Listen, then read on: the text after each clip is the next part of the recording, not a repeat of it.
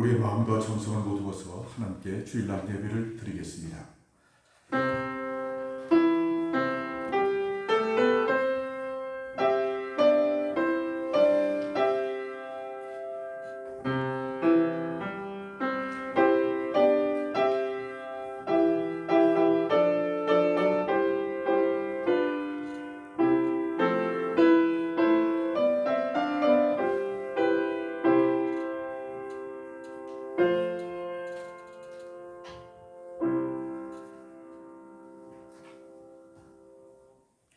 오직 나는 주의 풍성한 사랑을 힘입어 주의 집에 들어가 주를 경외함으로 성전을 향하여 예배하리이다. 아멘.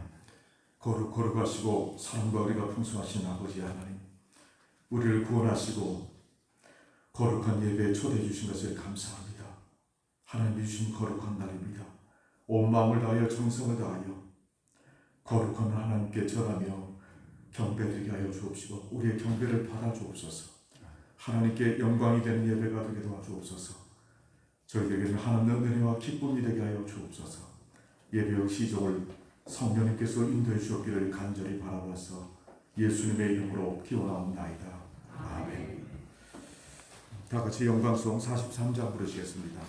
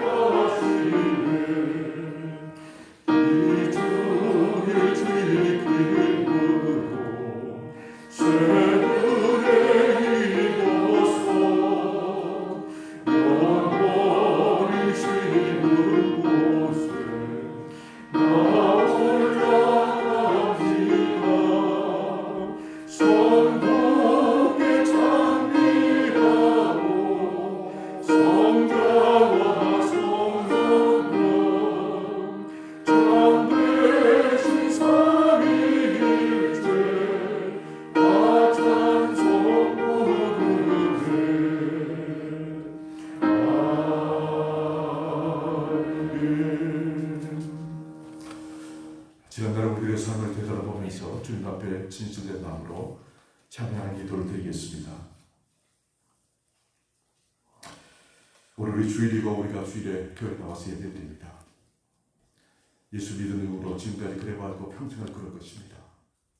이 주일 성수를 그동안 철저하게 정말 감사함으로 하나님을 생각하면서 온 마음에 하나님을 채우면서 드려왔는지 되돌아보십시다. 그리고 예배를 드릴 때마다 하나님 주신 은혜에 감격하고 감사하고 그래서 영광을 드리는 예배를 드려왔는지, 예배를 통해서 하나님 주시는 은혜를 깨닫고 드려왔는지, 예배를 통해서 넘치는 기쁨을 누려왔는지 되돌아보면서 그렇지 못하다면 부족하다면 주님 앞에 참여하는 기도를 드리겠습니다. 하나님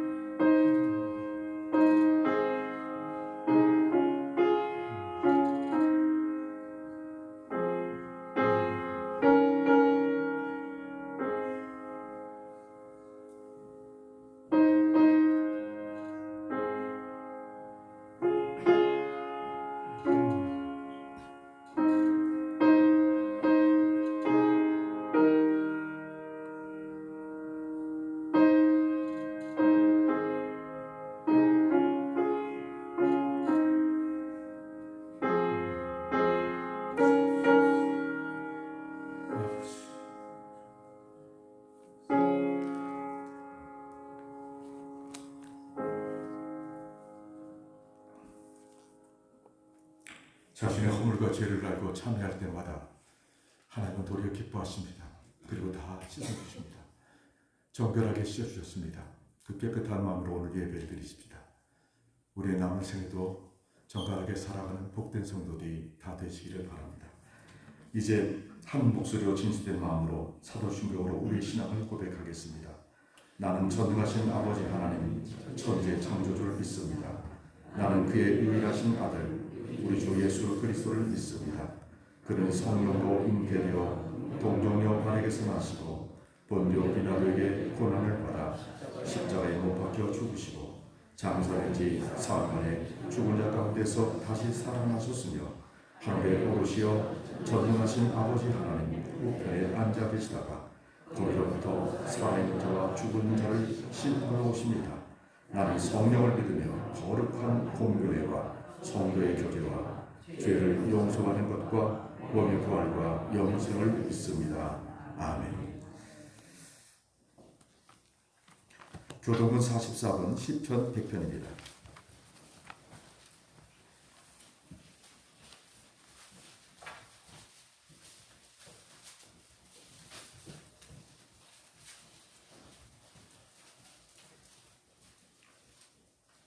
온 땅에 여호와께 즐거운 찬송을 부를지어다.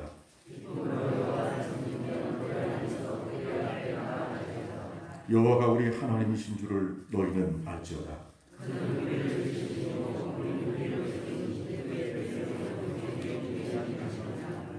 감사함으로 그의 문에 들어가며 찬송함으로 그의 궁정에 들어가서 여호와는 선하시니 그의 인자심이 영원하고 아멘. 양학식 장로님의 기도인들을 따라서 다 같이 하나님께 기도드리시겠습니다.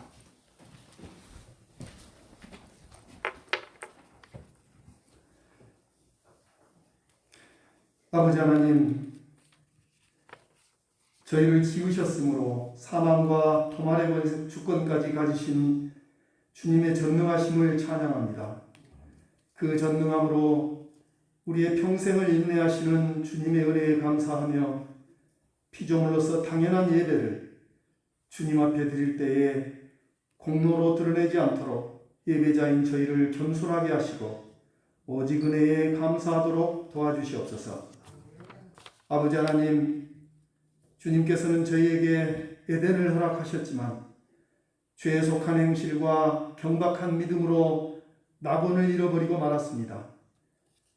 창세부터 욕망의 존재인 저희는 물로 심판당하고 바벨탑으로 혼란을 겪었지만 교만한 행실은 끝이 없었습니다.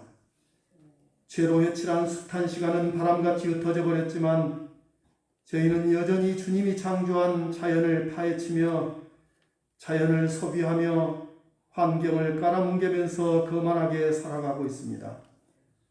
급기야 시간을 압축하는 기술을 개발했고 공간을 쉽게 이동하는 재주에 이르러 교만한 욕망 덩어리인 저희는 더 많은 소비에 열을 올리고 있음을 아십니다. 이제야 계절마다 반복되는 재앙을 보며 자연이 한계에 다다랐음을 눈치챘으나 그저 망연할 뿐입니다. 주님께서는 계시록을 통해 환난이 오면 한 데나리온으로 밀 한 대, 포리 세 대밖에 구할 수 없는 때가 올 것임을 경고하셨습니다. 이사야는 환난의 날을 당하여 밀이 포도주와 저주로 비유되는 말씀에 대한 순종을 경고하였습니다. 환난의 날이 오는 것도 순종하지 못함이며 환난의 날에 대비함도 오직 순종뿐이라 하였음을 기억하도록 도와주시옵소서. 성정이 급하거나 느긋하거나 연약하거나 강박하거나 우리는 모두 주님 주신 달란트에 입각해 살아가고 있사오니 주님의 말씀에 대한 상고와 강구의 지속성과 순종, 믿음 안에서 이루어진다는 확신으로 공기 같은 믿음 아래서 욕망을 따르는 소비와 실용이라 불리는 이기적 행위들로부터 벗어나서 순종을 회복하도록 도와주시옵소서. 그리하여 살아생전 점차 회복되는 물과 땅과 하늘의 기운 속에 아브라함과 이사야의 꿈에 이르도록 도와주시옵소서. 저희들이 발디디고 살아가는 고난의 나라를 위해 기도합니다. 전쟁과 팬데믹의 후폭풍으로 증시가 폭락하고 환율과 물가는 치솟으며 수출은 적자가 쌓여 백성들의 삶이 궁핍한데 아직도 상대의 잘못만 탓하며 전제적 절대자의 역할에 몰두한 정치 현실에서 우리를 구하여 주시옵소서. 저 또한 부족한 죄인일 뿐입니다. 저도 어리석은 백성의 하나입니다. 더 노력하겠습니다. 저는 백성들의 심부름꾼입니다라고 한마디도 하지 않은 채 자신의 분명한 실수까지 짐짓 기억나지 않는다 오히려 고발하고 협박하는 권력자를 주님, 저희는 위태롭게 지켜보고 있습니다. 예수님께 세례를 베풀어야 했던 요한이 저는 그의 신들매도 감당케 어렵다고 한 겸손을 기억하게 하여 주시옵소서. 이처럼 우리는 어려운 일을 감당할 때 더 겸손하라, 더 낮아지라. 너희는 백성들의 윗분이 아니라 백성들의 신발끈을 묶어 마땅한 자들이라 외치는 기독교로 그런 기독교인들의 삶이 공의와 연결되어 있음을 증거하게 도와주시옵소서. 예배를 위해 헌신하는 자들이 공을 드러내지 않고 섬길 때 성은교회가 믿음의 공동체로 필요한 조건들을 회복하게 도와주시며 주님께서 예비한 복으로 인도하여 주시옵소서. 오래 기도했지만 여전히 헛헛한 삶에서 주님께서 주신 자비와 용기와 긍휼에 힘입어 가족의 건강이 회복되고 삶에 필요한 젊은이들의 결혼과 취업과 번성의 소망을 성취하며 노인들이 주님 바라보는 삶에서 끝나지 아니하도록 도와주시옵소서. 살아계신 하나님의 아들 우리 주 예수 그리스도 이름으로 기도하옵나이다. 아멘.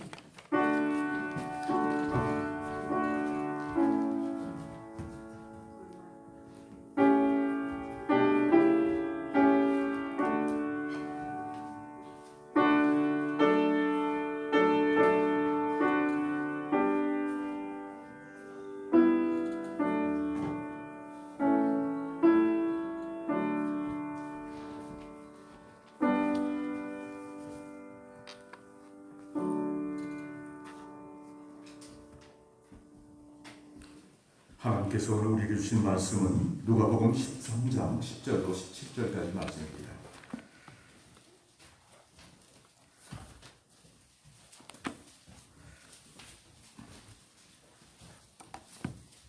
누가복음 13장 10절부터 17절까지 말씀입니다. 신약성경 117쪽에 있습니다.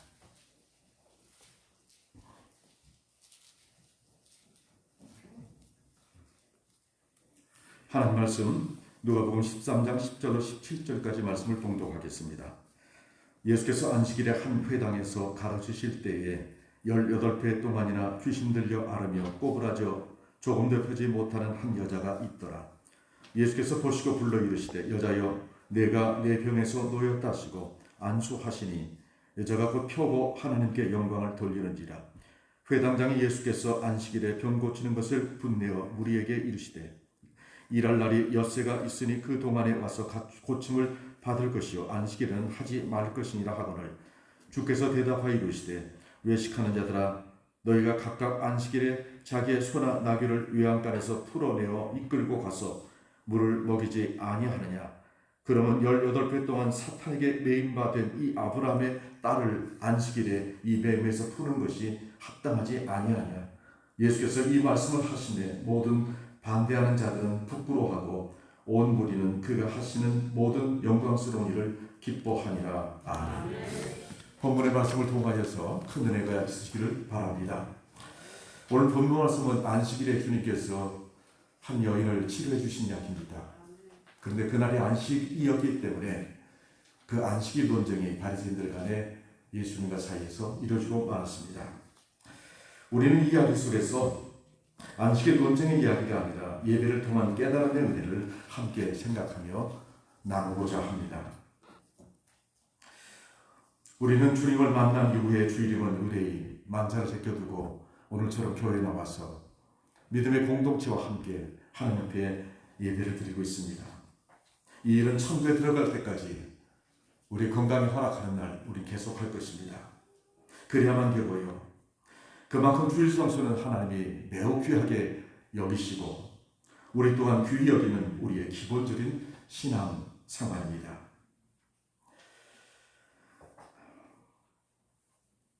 왜 이토록 예배가 우리에게 귀합니까? 예배를 통해서 주시는 은혜가 너무나 크기 때문에 그렇습니다. 우리는 은혜로 산다는 말 하지 않습니까? 주님의 은혜가 아니면 우리가 어찌 삽니까라고 말합니다. 그 은혜를 어디서 얻습니까? 다양한 방법으로 하나님 우리에게 은혜를 주십니다. 그러나 예배를 통해서 주시는 은혜는 정말 큰 은혜입니다. 그러니까 교회에서 함께 믿음의 공동체와 예배드리지 않고 신앙생활하는 사람이요, 어디서 우리가 신앙생활을 온전히 할 수 있는 은혜를 얻을 수 있겠습니까? 우리는 이 교회 예배를 통해서 은혜를 얻게 됩니다. 오늘은 그 은혜가 무엇인지를 우리는 함께 생각해 보고자 합니다. 왜냐하면 그 은혜를 확연하게 알수록 우리는 그 은혜를 사모하게 되거든요. 그리고 풍성히 받을 수도 있습니다. 그래서 오늘 본문 속에서 이 은혜가 무엇인가, 예배 가운데서 하나님이 어떤 은혜를 주신가를 확인해 보자는 것입니다.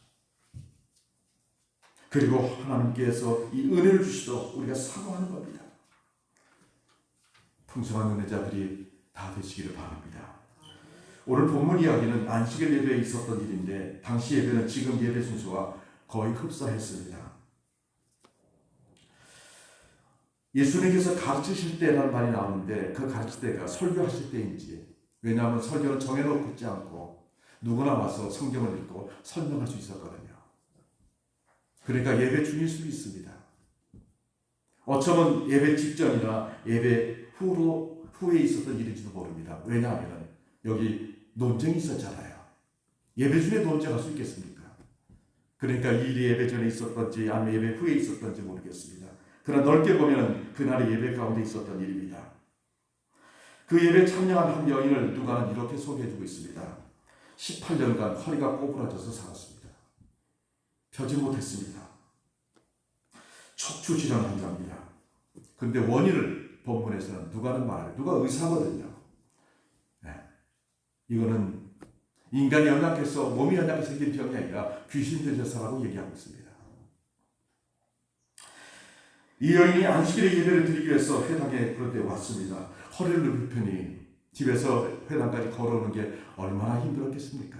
여러분, 걸어가지고 허리를 쫙 펴고 앞을 시야를 확보하고 와야 되는 거 아닙니까? 근데 허리가 고불해서 땅만 보여요. 그런 놈으로 교회까지 왔습니다. 뿐만 아닙니다. 허리를 못 펴니 사람들에게 제대로 인사를 나눌 수가 있었겠습니까? 아니, 예배드리는 도중에 허리를 그는 잔뜩 구부리고 그는 바닥만 보고 있었을지도 모르겠습니다.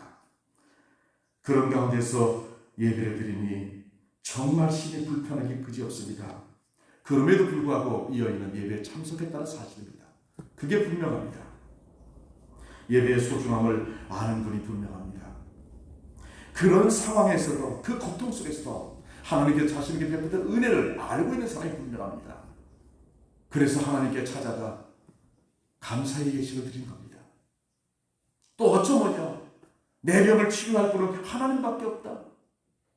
그리고 병이 날 소망을 품고 늘 언제나 예배에 참여했는지도 모르겠습니다. 그날 그 여인이 기적적으로 치유받았거든요. 그런데 그 여인의 치유받음은 모두에게 감동이 분명한데 사람은 감동하고 박수를 치고 감사해야 되는데 그러기는커녕 그 회당의 관리인이었던 회당장이 분을 냈어요. 어떻게 이런 일이 일어납니까? 저는 이 회당장이 분을 낸 것을 보면서요, 아마도 어떤 교인들도 이 여인을 불편한 존재로 여겼을지도 모르겠다 하는 생각이 듭니다. 왜 그렇습니까? 귀신 들린 사람이니까요. 귀신 들린 사람이 함께 예배당에 와서 예배드리는 것을 좋아할 사람이 많이 있겠습니까? 아니에요. 거기다가 이 사람의 병은 귀신 들린 병이니까 몹쓸병입니다. 우리 복음서에 보면 예수님께 사람들이 맹인을 두고도요, 이 사람이 맹인으로 태어난 것이 누구의 죄입니까? 이 사람 죄입니까? 부모의 죄입니까? 그걸 죄와 연결시키지 않습니까? 불쌍히 여기는커녕 말이에요, 정죄하고 있지 않습니까? 그 시대가 그랬다고요. 여리고의 바벨론가 다윗의 자손이여 나를 좀 치료해 주십시오라고 그렇게 불쌍하다고 했을 때 사람들이 뭐라고 했습니까? 제자들마저도요. 야 조용히 해. 시끄러워. 장애인들이 그렇게 대우받던 시대였어요.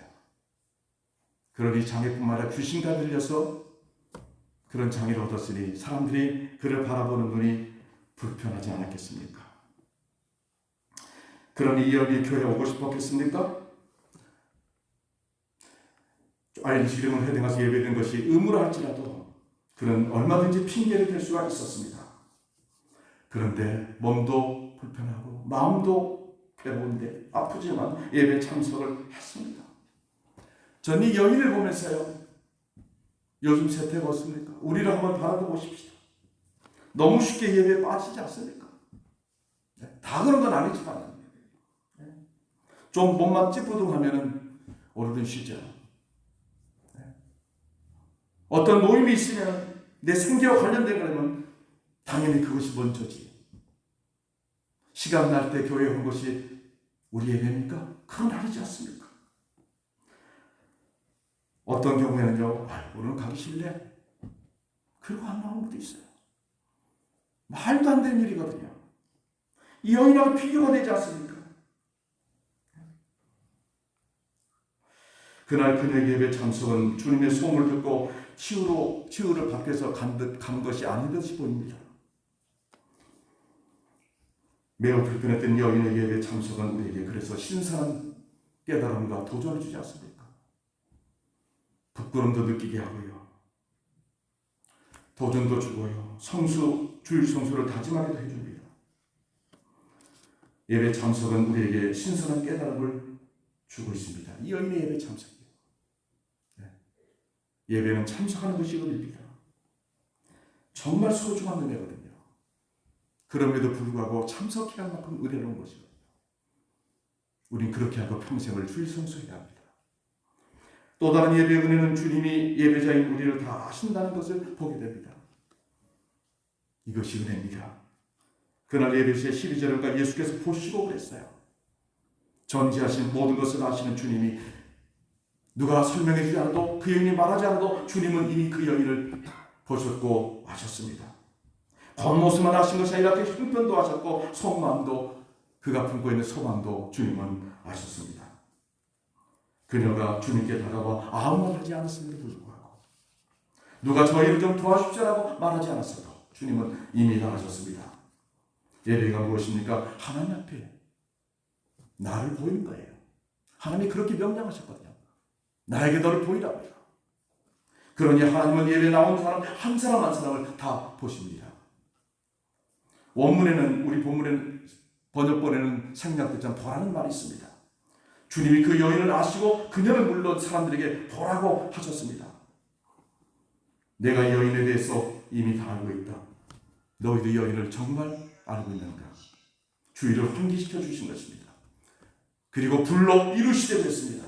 특별히 그녀를 꼭 집어서 부르셨습니다. 이 주님의 부름은 의미 깊은 특별한 부르심이라고 생각이 됩니다. 은혜를 베푸시기 위한 부르심이었기 때문입니다. 오늘도 우리는 예배를 드릴 때 아무도 내 형편과 마음을 알아주지 못하고 무관심할 수 있습니다. 모르니까요. 그렇지 않습니까? 우리의 겉모습에서도 쳐다보지 않는 사람이 있을 수도 있어요. 그냥 왔다가 그냥 가는 거거든요. 나 예배 드리러 왔는데 뭐 이 사람도 나 쳐다볼 것도 없지요. 그렇게 생각할 수 있어요. 그러니 내 형편, 내 속마음을 누가 합니까? 거기에 관심을 가질 수 있습니까? 아닙니다. 그런데 아무도 몰라줘도 주님은 내 모든 형편과 마음을 이미 다 알고 계십니다. 지금 이 순간도 우리 예배 드리고 있죠. 우리 주님은요. 여기 앉아있는 우리 모두의 겉모습만이 아니라 우리의 속마음도 다 아셔요. 우리가 처한 형편도 다 아셔요. 어디가 아프십니까? 그 아픈 것도 주님이 아셔요. 여인의 아픔을 아신 것처럼 말입니다. 다 아셔요. 주는 모르시는 것이 없으십니다. 그리고 깊은 관심과 사랑의 음성으로 우리의 영혼을 이 여인을 부르듯이 부르고 계시는 겁니다. 이게 예배의 은혜예요. 하나님이 나를 부르셨고 그래서 내가 왔다. 하나님이 나를 보고 계시다. 겉모습만이 아니라 다 보고 계시다. 다 아신다. 네.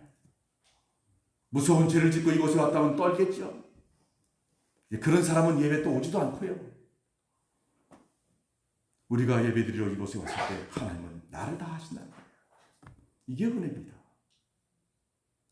전능하신 하나님이 아심이 문제 해결이거든요. 본문도 그랬지 않습니까? 또 다른 예배의 은혜는 우리를 아신 주님이 우리의 소원을 들어주셨다는 은혜입니다. 12절 13절이니까 여자여 내가 네 병에서 놓였다 하시고 안수하시니 여자가 곧 펴고라고 말합니다. 놀라운 상황이 벌어졌습니다. 여인도 그 누구도 여인의 치유를 주님께 요청하지 않았음에도 불구하고 주님이 아셨기 때문에 주님은 그 여인의 아픔을 치유해 주셨습니다. 그저 예배만 드렸는데 예배 가운데서 치유의 은총이 나타난 것입니다. 저는 이런 경험을 하신 분들의 얘기를 여러 번 들어봤습니다.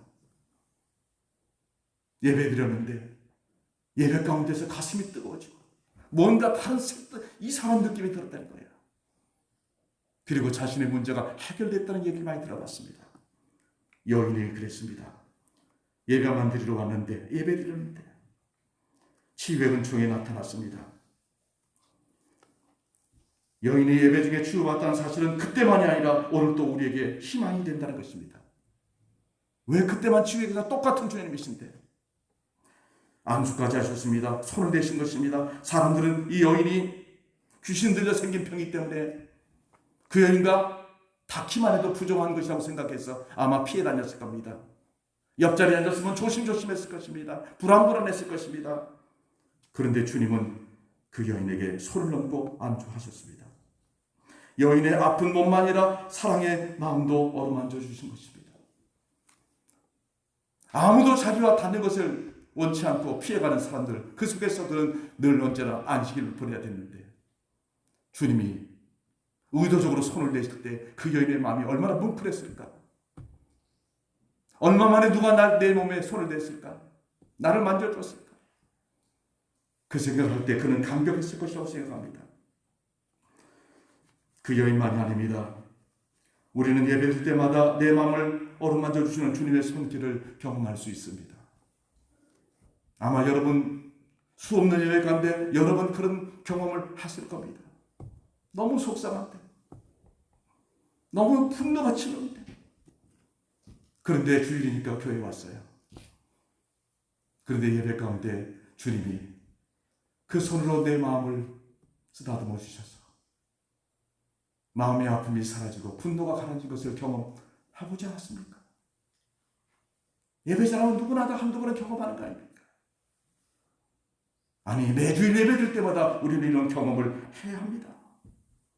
그리고 곧 표곡을 했습니다. 18년을 이어온 오랜 고통이 한순간에 즉시 말끔하게 해결된 것입니다. 여기 표고라는 말 성서 원어의 의미는 회복이요 재건입니다. 조금 나아진 것이 아닌 완전히 정상이 된 상태를 말하는 것입니다. 세상은 우리를 완전하게 치유하지 못합니다. 근데 주님은 완전하게 치유해 주십니다. 주님은 오늘도 우리의 모든 삶의 치유자십니다. 숱한 질병도요. 지금 여기 앉아 계신 분 가운데 100% 건강한 분 있습니까? 어딘가는 아프잖아요. 저도 그래요. 어딘가 아프니까 저도 날마다 약 먹어요. 나이 들어가지고요. 네. 왜 그렇게 병이 하나씩 늘어나는지 모르겠습니다. 네. 제 아내도 지난주에 병원에 가서 사진 찍고 주사 받고 그랬어요. 그래도 아프대요. 연세 드신 분들은 더 그래요. 안 아픈 것이 없어요. 근데 뭔 말입니까? 아닙니다. 마음의 병도 있습니다. 삶의 문제도 얼마나 많은지 모릅니다. 그런데 우리가 예배 드릴 때마다 하나님은 주님이 그 당시에 여인의 아픔을 치료해 준 것처럼 우리의 아픔을 치료해 주셔요. 삶의 문제가 치유되고 회복되는 은혜 현장이 바로 예배 현장이라고 오늘 성경이 그렇게 얘기해 주는 거예요. 우리는 내 모든 삶의 문제를 이곳에 가져와서 하나님 고쳐주십시오 말 안 해도요. 우리가 진정한 마음으로 하나님께 예배 드릴 때 주님이 아시잖아요. 아시니까 주님이 우리를 회복해 주시는 겁니다. 그런 은혜가 있기를 바랍니다. 또 다른 예배 은혜가 보입니다. 예배 중에 하나님께 영광을 돌리는 은혜입니다. 13절에 하나님께 영광을 돌리는지라, 여기 돌리는지라 미완료 능동태로 썼습니다. 누가 시켜서 한 것이 아닙니다. 엄청난 감격에 사로잡혔고, 그래서 자발적으로 한 번으로 끝난 것이 아니라 또 감사하고 또 감사하고 영광으로 또 영광을 돌리는, 아니 감사와 찬양을 그칠 수가 없었습니다. 누구라도 그랬을 겁니다. 우리가 그래야 됩니다.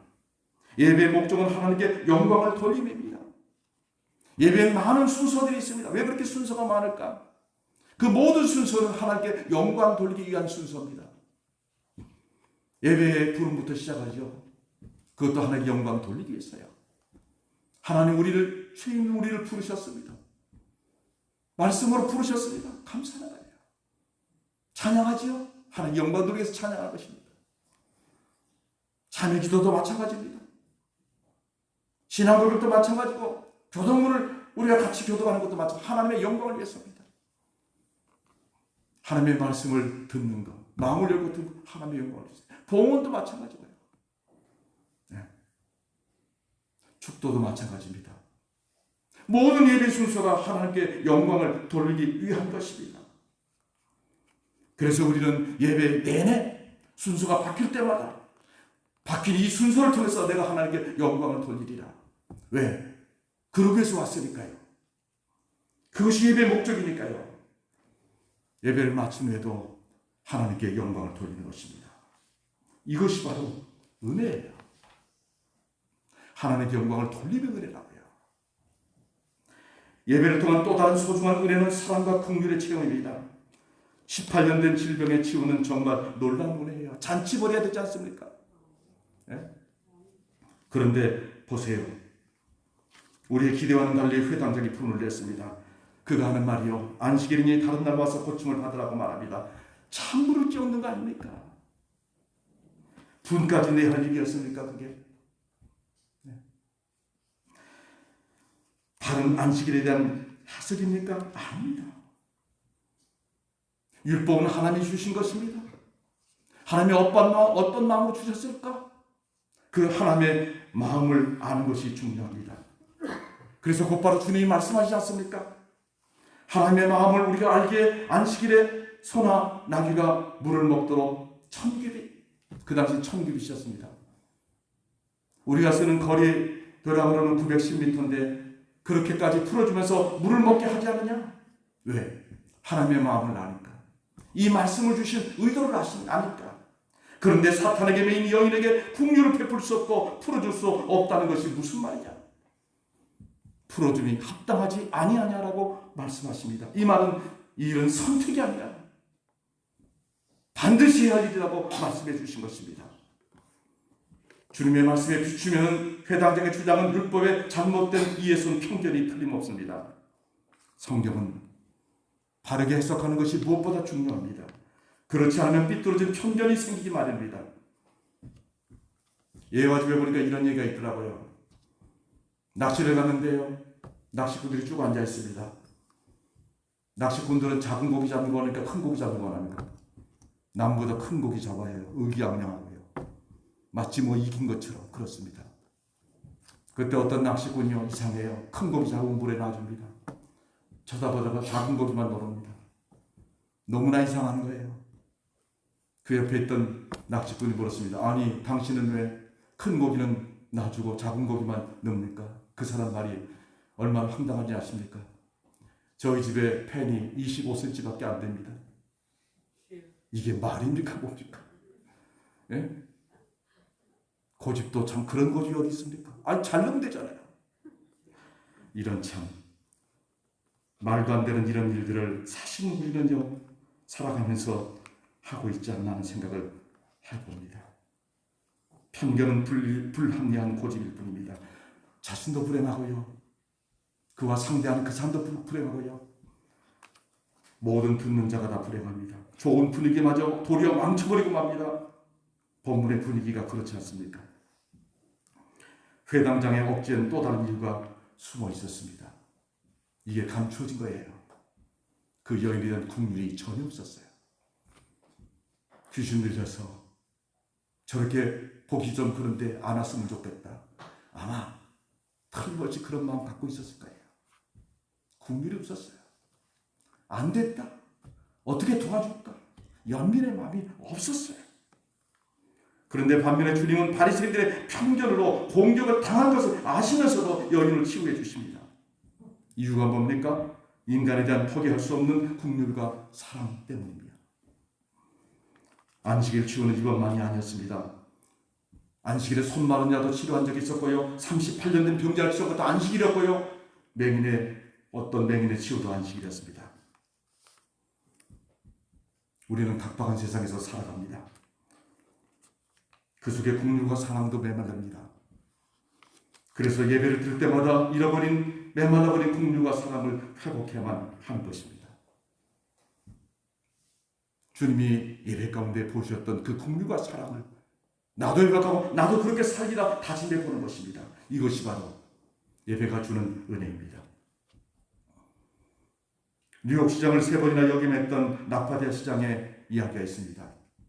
하도 유명한 얘기라 아마 여러분도 들었을지 모르겠습니다. 그가 시장하기 전에 판사했었습니다. 어느 날 한 노인이 빵을 훔쳐 먹었어요. 걸렸어요. 그래서 재판에 회부되었습니다. 이 판사가 재판을 하면서 언도를 해야 되지 않습니까? 당신이 빵을 훔쳐 먹은 죄는 법으로 10불에 해당합니다. 벌금 10불. 벌금 10불에 처합니다. 근데 이 판사가 그 다음에 뭐라고 한지 아십니까? 그런데 그 10불은 제가 내겠습니다. 사람들이 다 의아했습니다. 그때 그가 한 말입니다. 배고픈 사람이 이리도 많은데 난 너무 좋은 음식으로 배불렸는데 죄스럽습니다. 그 죄값 10불을 제가 내겠습니다. 그리고 이어서 하는 말이 저 같은 죄를 지은 사람들 그 죄값을 오늘 좀 내면 어떻겠습니까? 그리고 돌렸어요. 어떤 사람은 1불도 냈을 것이고 2불도 냈을 것이고 아니면 1센트를 냈는지 모르겠네요. 어쨌든 그날에 47불이 거쳤고 그래서 그 노인의 그것을 전달해 주었다는 이야기입니다. 이 판사의 국률과 사랑 이건 법을 뛰어넘는 거였습니다. 우리는 세상에서 살아갑니다. 세상의 법에 의해서 살아갑니다. 그런데 세상은 너무 각박해요. 메말랐어요. 차갑습니다. 그 메말라버린 국률과 사랑을 어디서 회복합니까? 우리 그리스도인들 교회 와서 예배드릴 때마다 성경에 나오는 주님이 보여주신 국률과 사랑을 보면서 주님이 이러셨구나.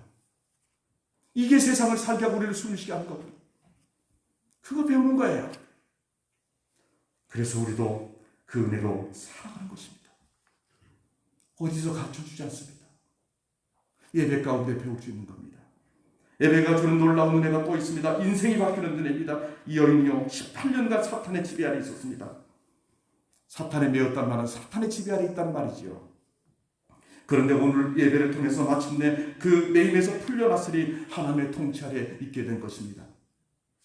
11절에 귀신 들려고 했고 16절에 사탄에게 매임받게 됐거든요. 여인은 그동안 사탄의 지배 아래서 살았습니다.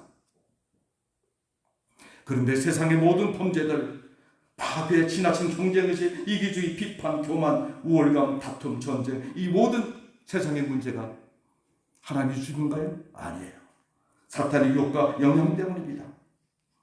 그래서 사탄의 매임에서 풀리면 사탄의 통치에서 벗어나 하나님의 통치를 받게 되는 것입니다. 인생이 바뀌는 것입니다. 이것이 근본적인 삶의 변화입니다. 바울 사도가 말했듯이 옛사람이 새사람 되는 것입니다. 그런데 이런 변화는요 하루아침에 다 되는 것은 아닙니다. 계속된 예배를 통해서 점차 평생 변해져 가는 것입니다.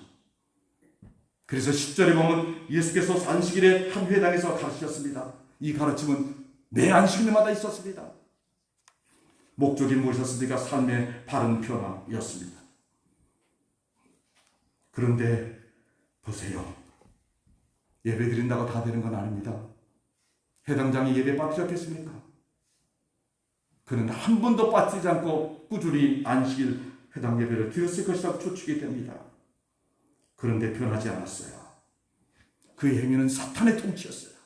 하나님의 통치일 수 없었습니다. 왜 안 변합니까?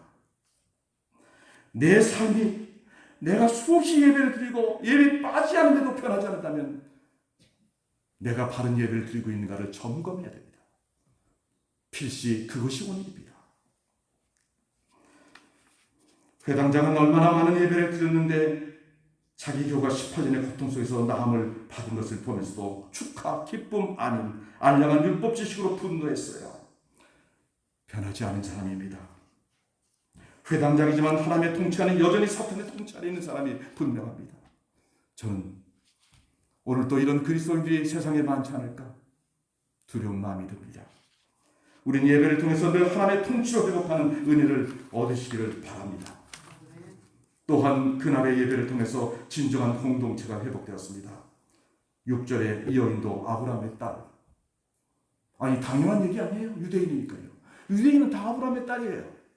그런데 예수님께서 구태여 아브라함의 딸이라고 왜 말씀하십니까? 유대인에 불구하고 유대인들이 모이는 이 회당 공동체 안에서 회원으로 인정받지 못했다는 거 아닙니까?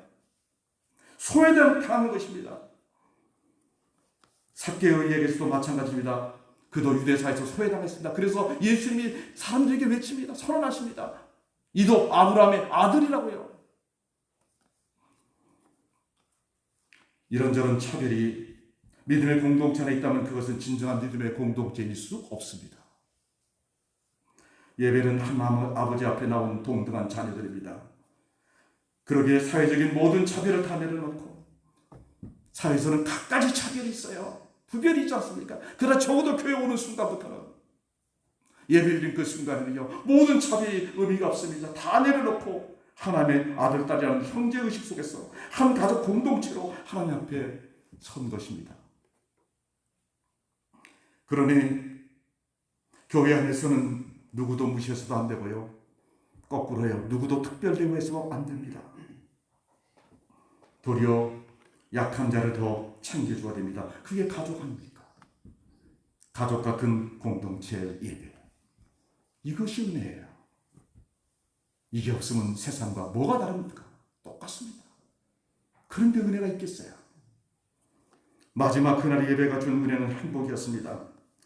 여러분 예배 드리면서 지금도 예배 드리고 있는데 행복감이 있습니까? 그 행복감이 식지 않고 예배 끝나고 집에 가면서도 야 오늘 참 행복하다. 그렇게 살아가십니까? 마가복음 2장 27절에서 예수님이 이렇게 말씀하셨어요. 안식일이 사람을 위하여 있는 것이요 사람이 안식일을 위하여 있는 것이 아니다. 안식일이 사람을 위하여 있는 것이라는 게 뭡니까? 사람의 행복, 기쁨을 위해서 있다는 말씀 아니겠습니까? 하나님께 우리는 예배를 드리면서 드리는 우리가 행복해지는 예배. 이게 우리 예배입니다. 모든 순서가 다 행복해야 됩니다. 네. 처음부터 끝까지 우리 예배 순서에 있는 모든 예배 그 순서를 하면서 우리는 행복해야 됩니다. 건축가의 승효상 장로님 그분 한 말 저는 너무 유명해서 늘 잊지 못해요. 교회는 사람을 행복하도록 사람 위해서 짓는 게 교회다. 엉뚱하죠. 그래요? 하나님의 영광을 짓는 거 아니야? 근데 사람의 행복을 위해서 짓다니? 근데 곰곰이 생각하면 그 말이 맞아요. 우리 화장실 잘 고쳤지 않습니까? 누굴 위해서요? 하나님의 영광을 위해서. 근데 누가 행복하던가요? 우리가 행복하잖아요. 예배가 그런 거예요. 우리가 온 몸과 마음을 다해 하나님께 다 드리는 것이 예배입니다. 그런데 드리면서 우리가 행복한 거예요. 그게 하나님의 뜻입니다. 그 행복을 위해서 예배드리라고 하신 것입니다. 10절에 보면 그날 두 종류의 사람이 있었습니다. 부끄러운 자가 있었어요. 세상의 불만을 다 품고 있는 표정을 짓는 사람. 눈에 선하지 않습니까? 아무런 표정도 없는 무덤덤한 사람도 있었을 것입니다. 그런데 대부분은 기쁨에 가득 차 있었어요. 기뻐할 수밖에 없지 않습니까? 뭐가 그리 좋아서 저리 행복할까? 사람들이 볼 만큼 기뻐했습니다. 우리는 예배를 드릴 때마다 이런 행복을 누리는 은혜가 있어야 합니다. 그런 예배를 드리자고요. 예배가 주는 깨달음의 은혜가 참 많지요. 오늘 본문의 여인처럼 그럼에도 불구하고 예배에 참석하는 은혜를 여러분 놓치지 마십시오. 내가 예배를 드릴 때마다 주님이 내 속마음까지, 나의 모든 것을 다 하신다는, 그게 은혜입니다. 그걸 느끼십시오. 예배를 드리면서 오랜 문제가 다 해결되는 은혜도 얻으십시오. 예배 순서마다 감격하며 영광을 돌리는 은혜도 받으십시오. 늘 판단하고 정죄하는 내 많은 가슴이 예배를 드리면서 사랑과 긍휼을 경험하고 회복하는 은혜를 받으십시오. 예배를 드릴 때마다 점점 하나님의 통치를 받아가는 은혜도 받으십시오. 모두가 하나의 가족이라는 은혜도 누리십시오. 예배 때마다 넘치는 은혜로 행복과 기쁨이 넘쳐나는, 그 행복과 기쁨으로 험한 세상에서 행복을 잃어버리지 않고 웃으며 살 수 있는 우리 성은 가족이 다 되시기를 주님의 이름으로 축복합니다. 하나님, 한 여인이 회당에서 예배 드리는데 상상을 해도 너무 힘들겠다, 너무 아프겠다, 속상하겠다. 회당에 가서도 남들은 자기를 다 피해 안고 누구도 악수를 청하지 않고 그랬을 텐데 그 마음이 얼마나 상했을까. 그런데 주님이 사람들에게 보라라고 말하십니다. 우리가 무관심했던 여인을 보라. 그리고 그 여인을 꼭지고 부르셨습니다. 그리고 주님께서 18년 된 몹쓸 그 병을 치료해 주셨습니다. 사탄에 매여있던 그에게 사탄에서 해방되어 하나님의 통치 아래 있게 하셨습니다. 하나님, 유대인이면서 유대인 대접받던 그에게 너도 유대인 아브라함의 딸이라고 하시면서 우리와 한 가족이라고 선언해 주셨습니다. 하나님, 우리가 교회 와서 예배할 때마다 이런 은혜를 얻게 하여 주시옵소서. 예바른 사회 속에서, 각박해져가는 사회 속에서 잃어버린 긍휼과 사랑을 회복하는 예배가 되게 하여 주시옵소서. 예배를 드리는 순서마다 자발적으로 시켜서가 아니라 하나님께 감사하고 또 감사하고 영광을 돌리고 또 영광을 돌리는 저희들 되게 하시고, 행복 꿈에 젖어 예배를 드리고 나갈 때는 그 행복에 잠겨 살아가는 저희들 되게 하시고, 그 힘으로 세상 속에서 행복을 누릴 뿐만 아니라 나누면서 살아가는 저희들 되게 하여 주옵소서. 예수님의 이름으로 기도 올려옵나이다. 아멘.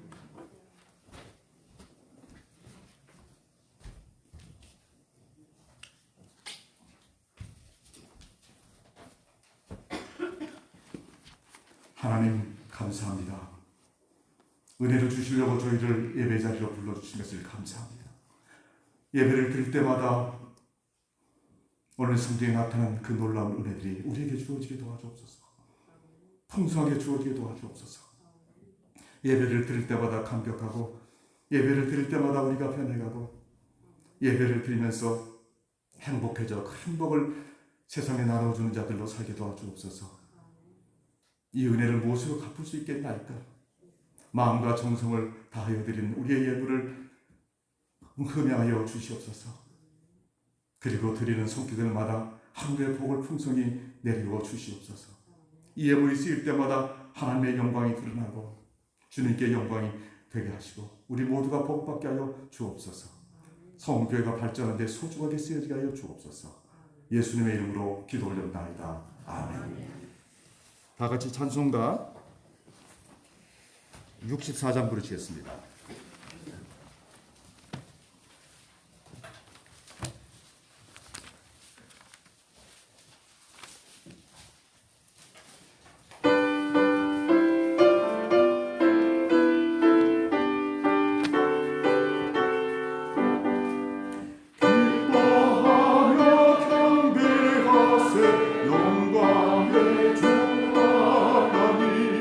주 앞에서 우리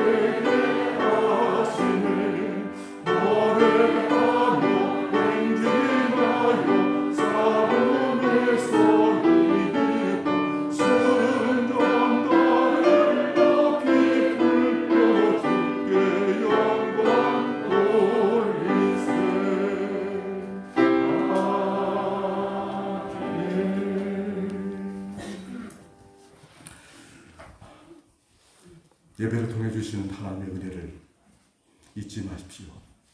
사모하십시오. 그리고 풍성히 받는 우리 모두가 되시기를 바랍니다. 지금은 우리 구주 예수 그리스도의 은혜와 하나님 아버지의 극진하신 사랑하심과 성령님의 감동하와 교제하심이 하나님의 명령을 따라 주님 앞에 나와 예배를 드릴 때마다 주님께서 주시는 은혜를 빠짐없이 다 받아 그 은혜에 잠기게 하시고 그 은혜로 험한 세상에서 하나님의 자녀로서 승리하며 살게 하기를 승리하기를 바라는 주의 백성들 보게 이제부터 영원토록 함께 하시기를 간절히 축원하옵나이다. 아멘.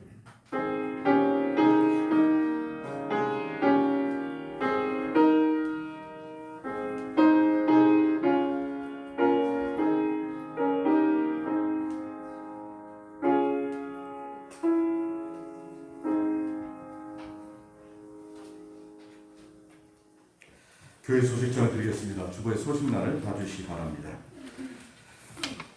처음 나오신 분들을 진심으로 환영합니다. 주일에 소속된 교회에 와서 함께 예배드리면 우리 신앙의 가장 기본적인 신앙입니다. 주일 성수의 신앙은 철저하게 지킴으로 은혜 속에서 살아가시길 바랍니다. 아름다운 계절인데 묵상과 기도의 삶을 통해서 신앙의 계절로 살아가시길 바랍니다. 코로나로부터의 완전한 회복은 몸만이 아니라 신앙의 회복입니다. 아직도 우리 교회가 코로나 이전처럼 다 회복하지 못했습니다. 전 교인의 예배 참여와 모든 예배와 활동이 회복되도록 기도해 주시기 바랍니다. 연약한 교우들과 선교사들을 위해서 늘 기도해 주시기를 바랍니다. 이 편한 세상에 사시는 김순애 권사님 계시는데 지금 30째 교회에 못 나오고 계셔요. 교통사고가 나가지고요. 그런데 다행히 외상은 없고요. 근데 저도 교통사고 한번 당해봤잖아요. 2번이나 당해봤어요. 외상은 없는데 3, 4개월 물리치료를 제가 받았거든요. 이도 저도 하나 때 부러졌었어요. 임플란트 한 이가 부러졌어요. 쇠가. 우리 김순례 권사님도 이가 부러졌어요. 쇠이가. 그래서 임플란트를 하셨어요. 외상은 없지만은 힘들어요. 늘 치료받고. 여러분 회복되도록 기도해 주시기를 바랍니다. 교회 차량 사용하시는 경우가 있죠. 우리 모든 교우들이 교회를 위해서 교회 차량을 사용할 수 있습니다. 그런데 사용하실 때는 사용 전과 후에 꼭 저에게 알려주시면 좋겠어요. 차량을 운행하기 전에 알려주시고 갔다 오면 또 알려주시고 차가 안 들어오면 제가 불안하거든요. 여기 살 때도 그랬는데 오래 사니까 더 그래요. 그러니까 아무나 그냥 운행하면 안 되겠어요. 그러니까 꼭 그렇게 하시면 좋겠다는 생각이 들고요. 그 다음에 교회에 오셨다가 가실 때도 기도하러 오시기도 하고 그러지 않습니까? 또 예배드리러 왔다가 또 모임이 있어 갔다 또 나가시는 분 맨 마지막에 나가시고 꼭 문을 닫고 가십시오. 거의 우리 교우들이 문을 안 닫아요. 오셨다 나가실 때는 그냥 나가셔요. 밑에도 마찬가지고. 그래서 왜 이게 문제가 있냐면요. 교회 밖에요. 쥐가 살아요. 쥐가 들어옵니다. 그러니까 또 어디가 우리가 사용하면 나가실 때는 맨 마지막에 문을 닫는 것이 상식이에요. 꼭 문을 닫으시면 참 좋겠다는 생각이 듭니다. 여전히 코로나가 있고 독감이 발생하는 계절입니다. 예방접종 잘 마십시오. 이번에 나온 그 변이에 대응하는 예방접종 굉장히 성능이 좋다네요. 그러니까 빠뜨리지 말고 여러분 꼭 맞으시고 건강을 지키시기를 바랍니다. 자, 우리 전우자を바라보면서 예배의 은혜를 받으십시다 하고 인사하십시오.